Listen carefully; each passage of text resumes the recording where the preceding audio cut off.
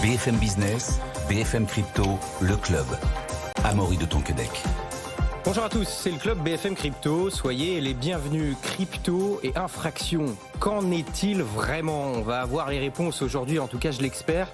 J'ai le plaisir de recevoir pour en parler Akli Lecoq. Bonjour Akli. Bonjour. Vous êtes ingénieur informatique au commandement cyber du ministère de l'Intérieur, spécialisé sur les cryptoactifs, et on parlera justement de tout ce que vous faites. Valentin Demey sera avec nous dans quelques instants, directeur des contenus chez Crypto, c'était CEO de Cube3. Trois actualités aujourd'hui.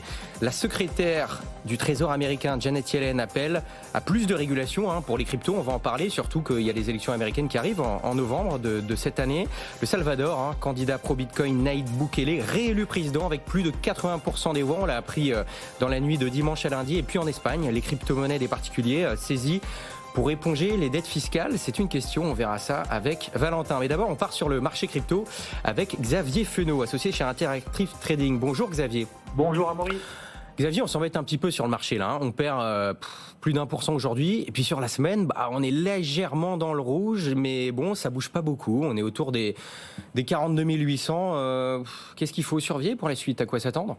C'est même plus long que ça, parce que ça fait quand même 2 mois que le marché se cherche. En fait, si on regarde la capitalisation totale, qui regroupe la valeur de l'ensemble des crypto-monnaies, on tourne autour des 1580 milliards de dollars. Et c'est vrai que cet état de pause, en fait, est d'autant plus marqué depuis une semaine avec un Bitcoin, vous avez dit, qui tourne autour des 42 800 dollars. Alors, 2 raisons essentielles, des marchés traditionnels qui plafonnent, surtout en Europe d'ailleurs, et un marché plus largement, en fait, qui se pose de plus en plus de questions autour de fortes baisses des taux de la part des banques centrales en 2024, ce qui fait remonter les taux à long terme.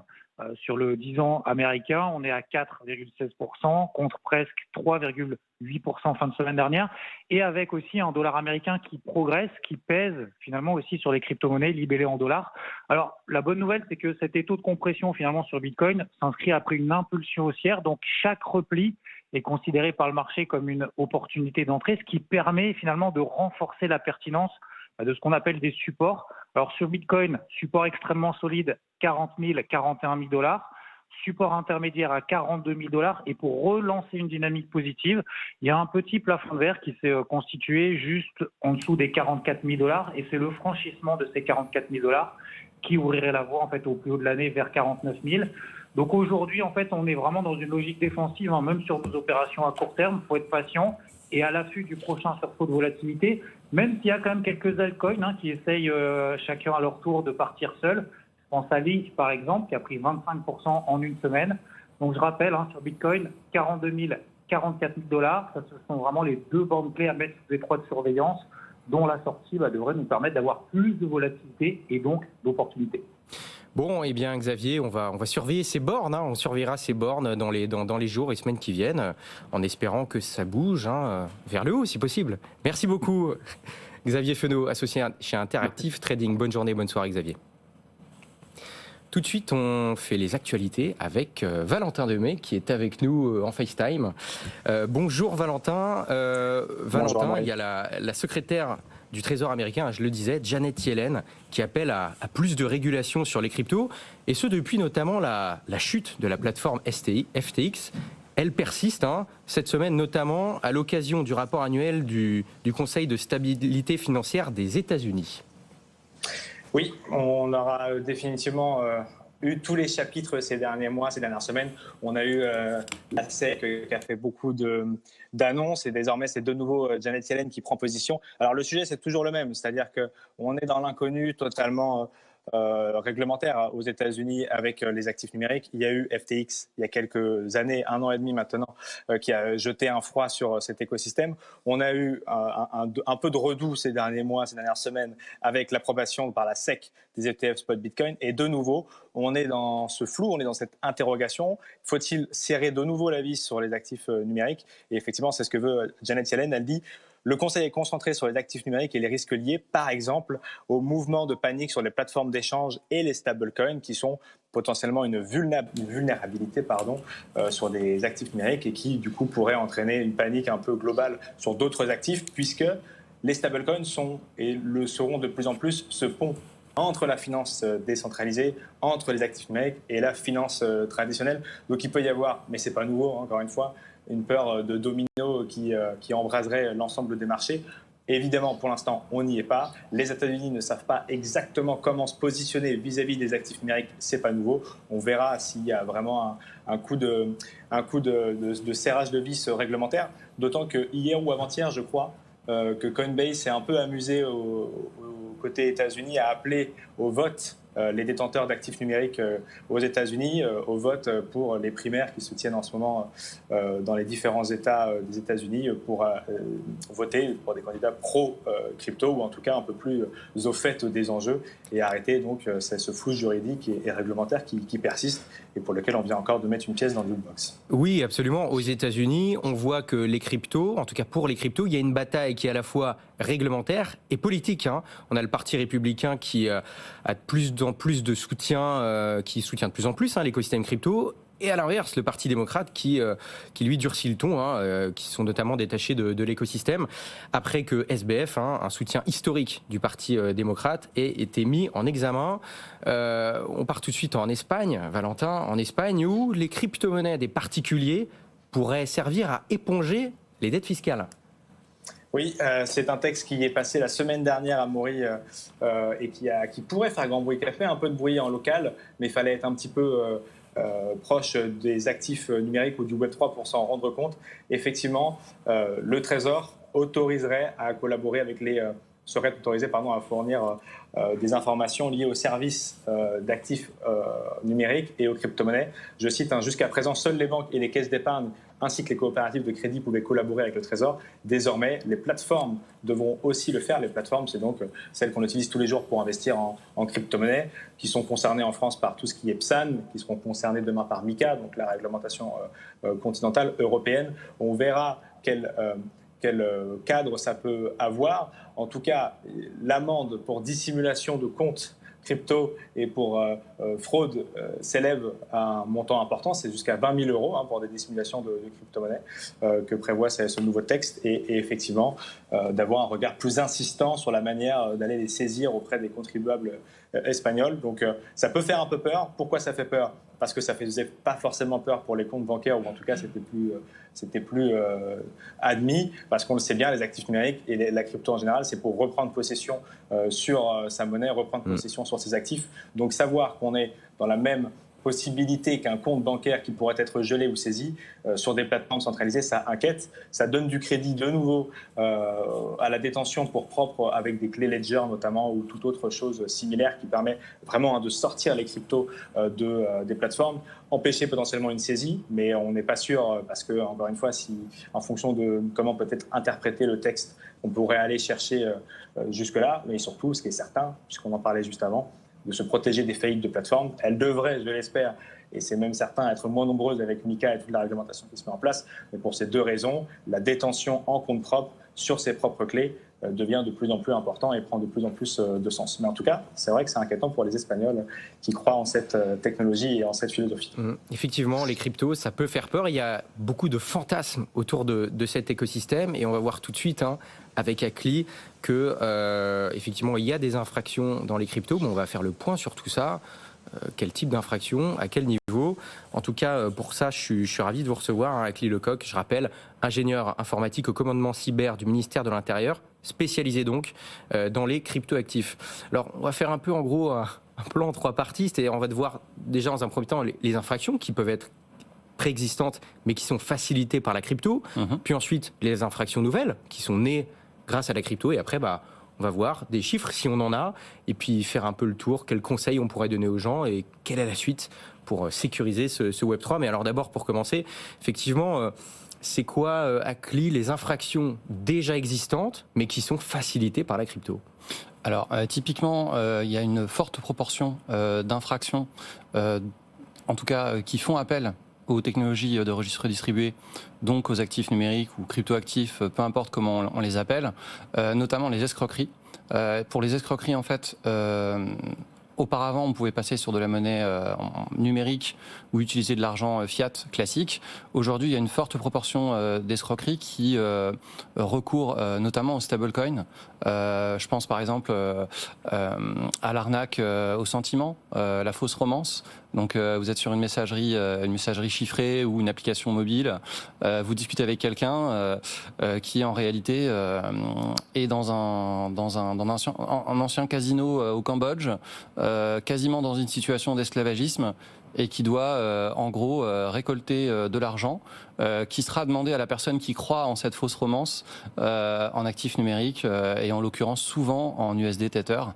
Ça c'est typiquement une infraction donc de l'escroquerie, escroquerie au faux sentiment qui existait avant et qui est facilitée par les cryptoactifs.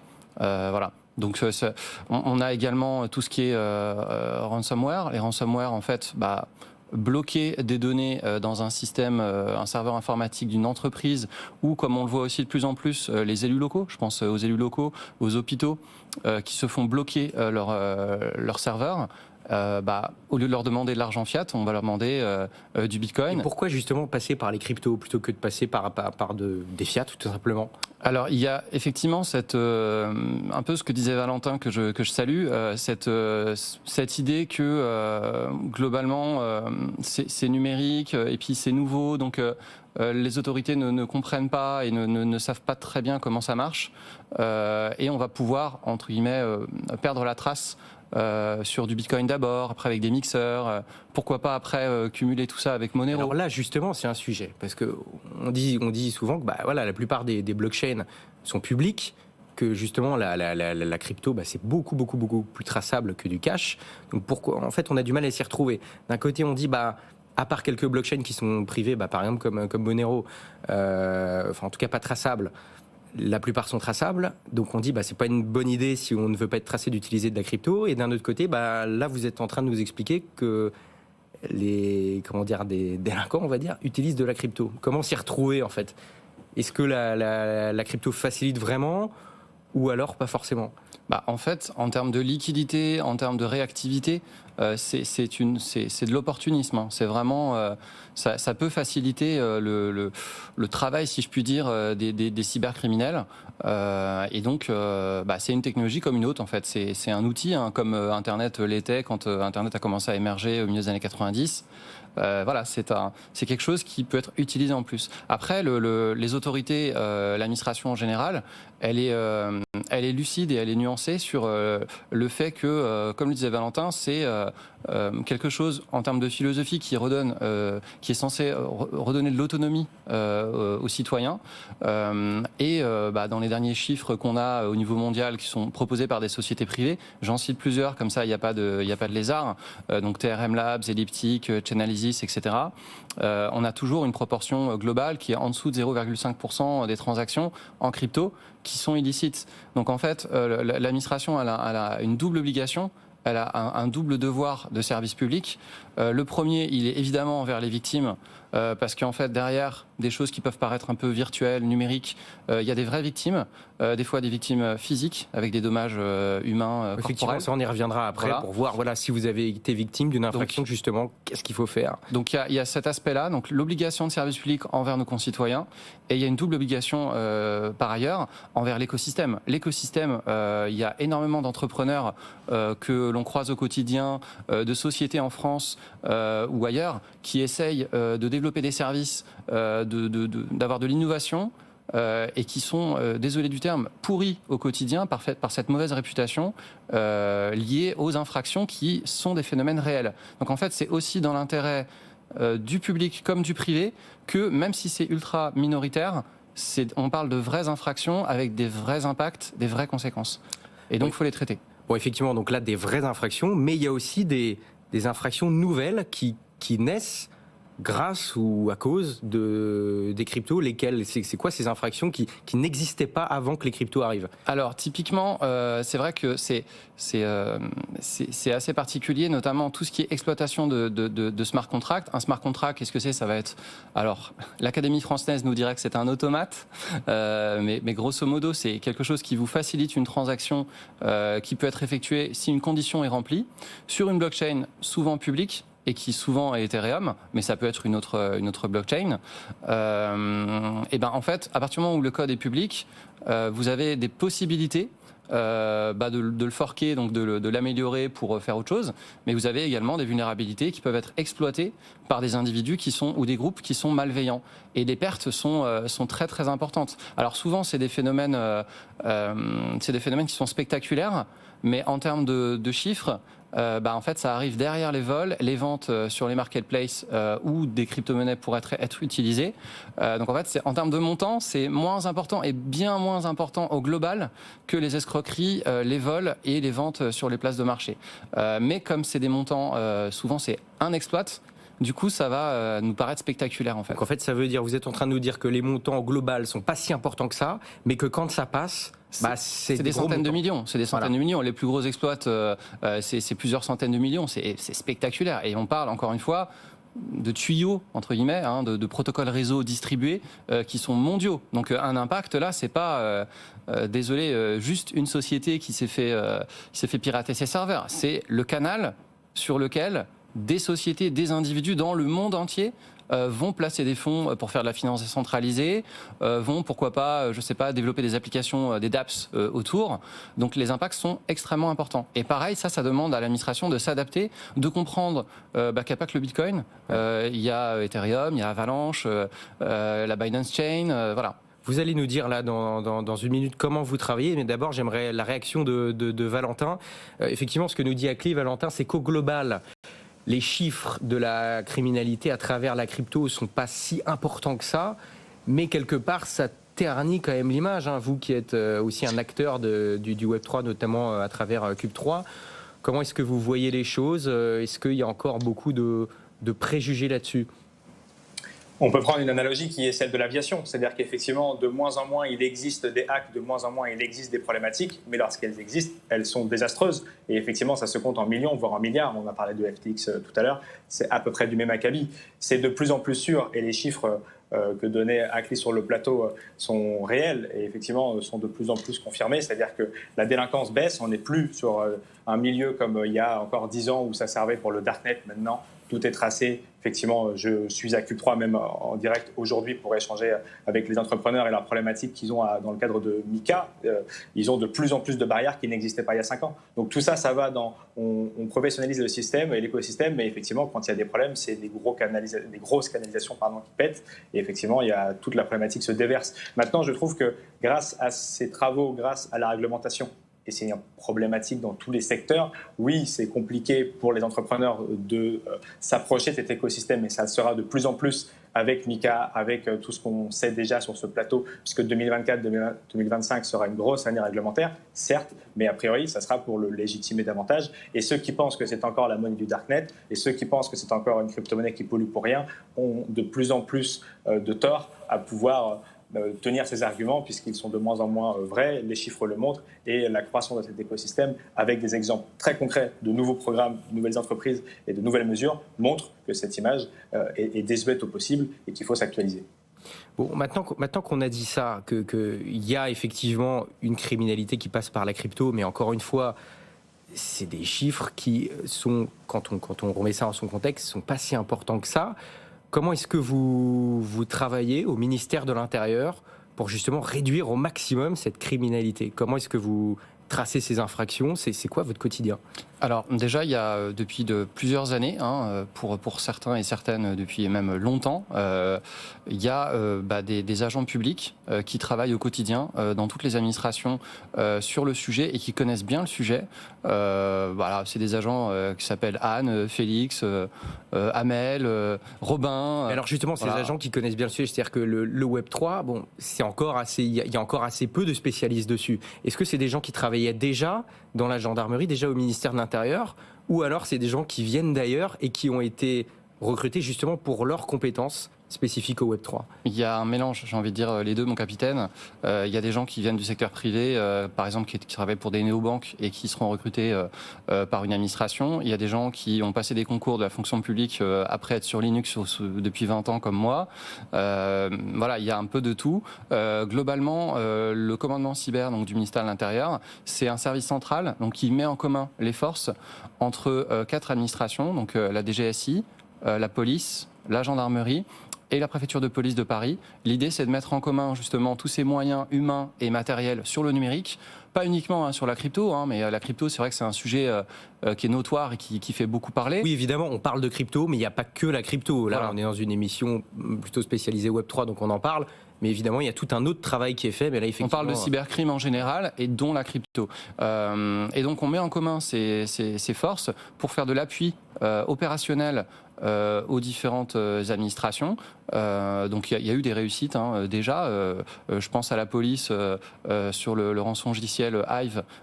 C'est des policiers de Bordeaux qui ont fait une arrestation importante au mois de décembre.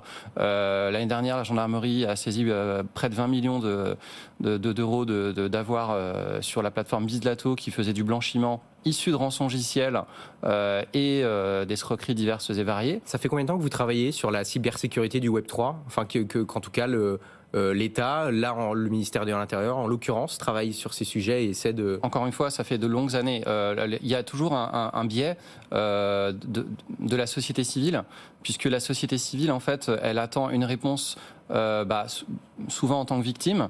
Quand elle va porter plainte dans une brigade de gendarmerie, une brigade de police, alors que, en fait, les personnes qui sont, on va dire, en pointe sur le sujet, souvent, mais pas tout le temps, il y a des experts aussi locaux, souvent c'est des personnes qui sont dans les services centraux, donc ceux de la police, de la gendarmerie ou des douanes ou de Tracfin, et ces services centraux n'ont pas vocation à étaler leurs connaissances au Et quotidien. bien justement, demain, j'ai une infraction sur les cryptos. Je suis victime d'une arnaque ou autre. Qu'est-ce que je dois faire ? C'est quoi les conseils que vous donnez pour ça ? Alors, la première chose, c'est de déposer plainte. Il faut déposer plainte. Alors, quand on dépose plainte, il faut savoir que le travail des officiers de police judiciaire, que ce soit des gendarmes, des policiers, en fait, le travail est toujours sous le contrôle et sous l'autorité du magistrat.